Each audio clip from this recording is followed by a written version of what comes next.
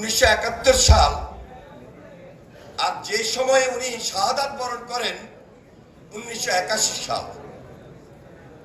মাত্র 10 বছরের মাথায় যিনি 3.5 বছর দেশ শাসন করেছেন,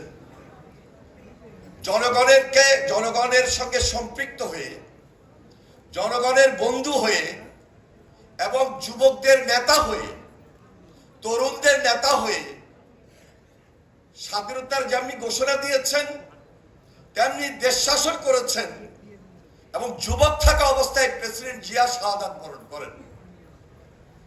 তাহলে বুঝতে হবে যুবকদের স্পিরিট কত শক্ত ছিল, কত পাহাড় পর্বত ছিল। প্রেসিডেন্ট জিয়াকে দিয়ে আমি সেই উদাহরণটা দিতে চাই।